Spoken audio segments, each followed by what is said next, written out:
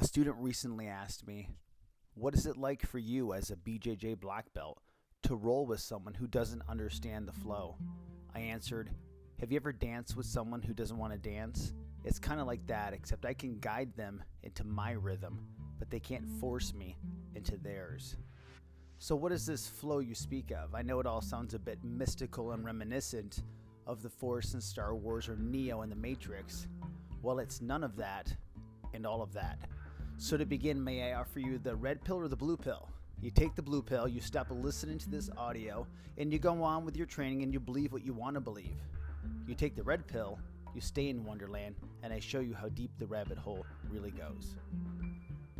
The word flow means moving along in a steady, continuous stream. I think of flow as being the optimal state of consciousness for any activity. Let's relate it to Jiu-Jitsu, but it could really be any aspect of life. In BJJ, most of us equate flowing as something less than live rolling, something resigned for the weak and the injured. I've even heard others joke that flowing is a contest to see who stops flowing first. To even begin to understand what the flow is, let's first examine what a grappling match even is.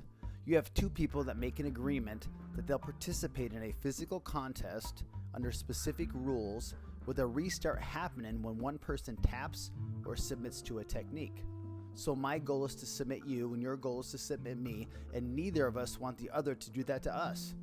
The first question beginners ask me is, how hard should I be grappling? Should I be going 100%? So my response would be, does 100% mean 100% speed and power?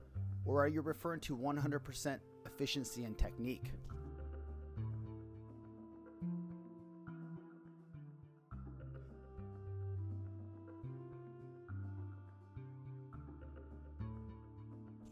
To really understand the flow, you have to completely let go of the idea of relying on strength and athleticism.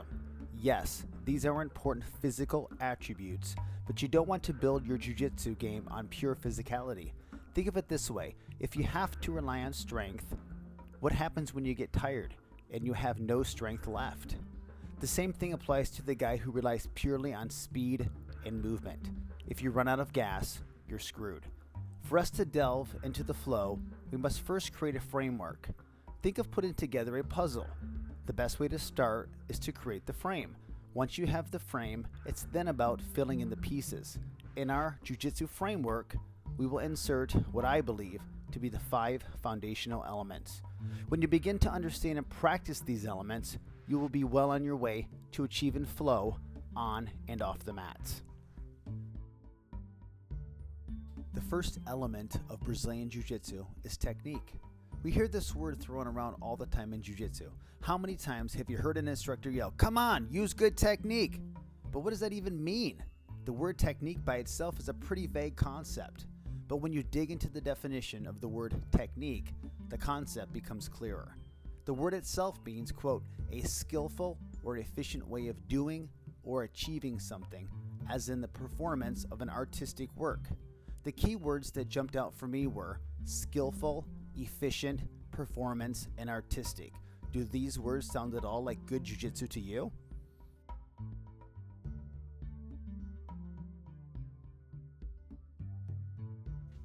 Let's talk about the first two words, skillful and efficient, and apply them to a jiu-jitsu move.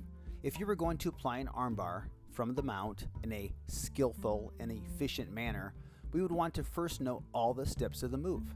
Depending on how we execute the armbar from the mount, it typically requires 4 to 5 movements that happen rather quickly. For example, 1, you control the arm. 2, you post the far side leg. 3, you slide the near side leg over the head. 4, you sit back. And 5, you elevate your hips. In that version, we have 5 steps. So the technique is composed of 5 movements that are applied rapidly in a continuous motion. If we take away any of the 5 steps, what are we left with? Well, we're left with a terribly sloppy armbar. So think of technique as following a set of preset steps, but that's only half the story. Remember our 2 other words? I'll refresh you. Performance and artistic. That means that the moves are not just done in a robotic manner. They are performed in an artistic fashion. Remember, it's called martial arts. Think of the art part as moving with style and grace. The word style means having a distinctive appearance. This is where you get to own the move and put your own personal stamp on it. Maybe you're built a certain way and you make your own personal modifications to the move. The fun part about Jiu-Jitsu is you get to express your own personal uniqueness through the expression of movement. The word grace means refinement of movement. So don't think of just doing moves, perform the moves. Do them as if everyone is watching. So how do you develop good technique? First, you must get a good mental understanding of the framework of the move. So we know the armbar has 5 movements. In order to make the move skillful and efficient, we have to drill it under a variety of circumstances. For example, with resistance, without resistance, with various roadblocks, etc. This will allow us to memorize the steps, while allowing us to be adaptable at the same time. It's important that we don't just drill preset patterns over and over again. This can cause us to get too anchored to one method and one pathway, and when things don't go right, we can't follow the rhythm of the moment.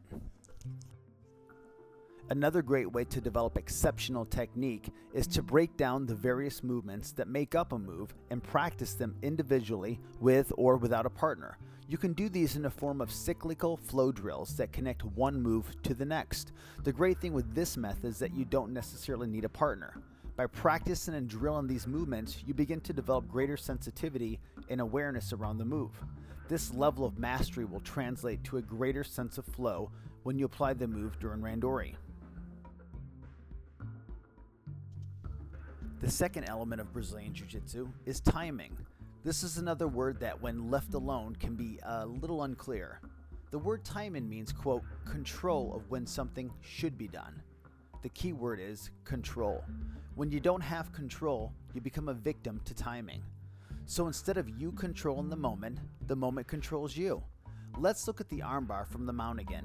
If I just grab your arm and armbar you, it's quite difficult to do. Why?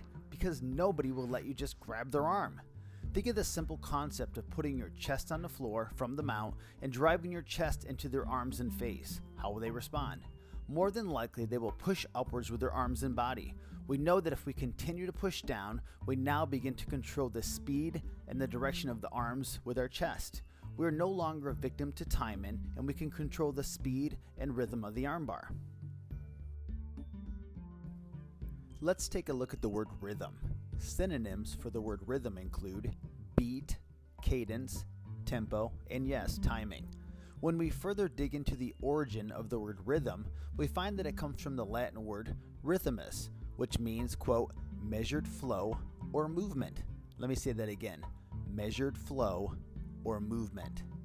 There's also mention that the rhythm, or the Latin rhythmus, relates to the phrase to rain or to flow. The word rain comes from the word Rhine, which refers to the European river. Now you can see how timing and rhythm work together to create flow. Music is also a great way to improve rhythm and timing. I recommend using ambient music when you're drilling and rolling. Ambient music is a genre of music that puts an emphasis on tone and atmosphere over traditional musical structure or rhythm.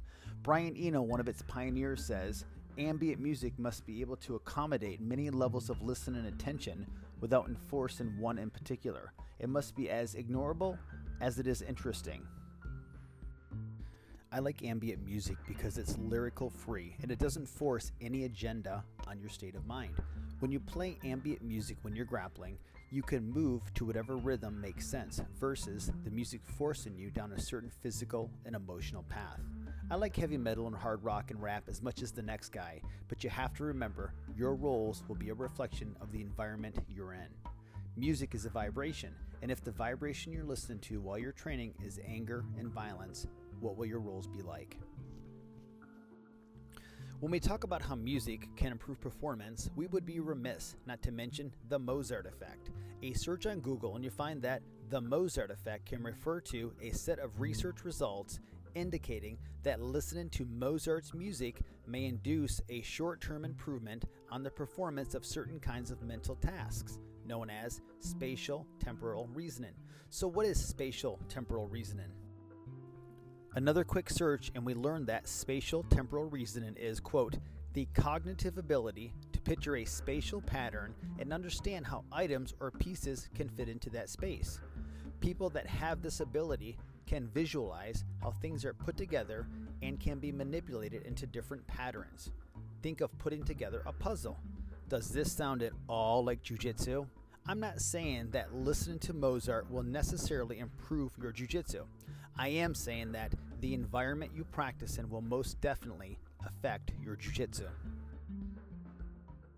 Alright ninjas, those were our first 2 elements of Brazilian Jiu-Jitsu. We still got 3 more, so be sure to tune into our next video.